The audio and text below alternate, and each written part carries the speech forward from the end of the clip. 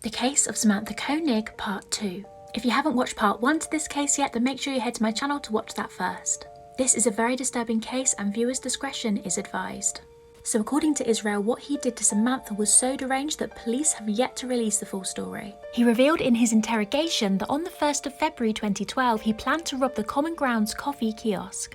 But when he saw Samantha working in there, his plans changed and he decided that he wanted to kidnap Samantha as well. Israel threatened Samantha with a gun and demanded her to close down the shop and give him the cash from the register. He then tied her up, shoved napkins in her mouth and forced her into his truck. Israel said that Samantha was very obedient and that she did everything he told her to. It was around this time that he then took Samantha's phone and sent her boyfriend the text message. He then told her that he would be holding her hostage as a way to get ransom money from her family.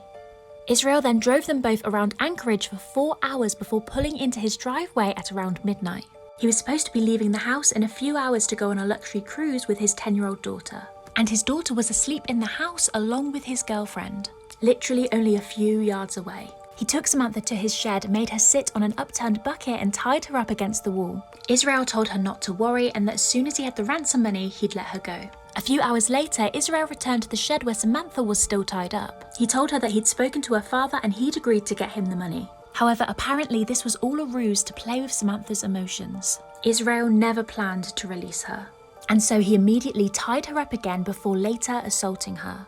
According to Israel, she tried to plead for her life, but at 4 AM, Israel murdered Samantha.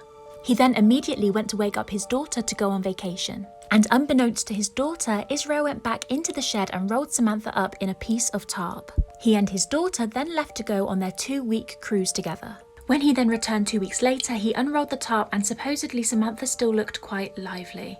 This is when he decided to take the photo that Samantha's father and boyfriend saw in the park. He stitched her eyelids open and held a newspaper dated for the 13th of February next to her face. So in reality, when Samantha's family saw this photo and were relieved that she was still alive, she'd actually been murdered 2 weeks prior. Israel then disposed of her dismembered body in a nearby lake. And it turns out that Israel Keyes was in fact a serial killer. He got away with this by burying kill kits around the country that he'd dig up when he found a suitable victim. And this way he left no trace. Israel only named 2 of his other victims before taking his own life in his prison cell. And in 2020, it was revealed by investigators that police found 11 drawings of skulls in Israel's jail cell. They were all drawn in blood.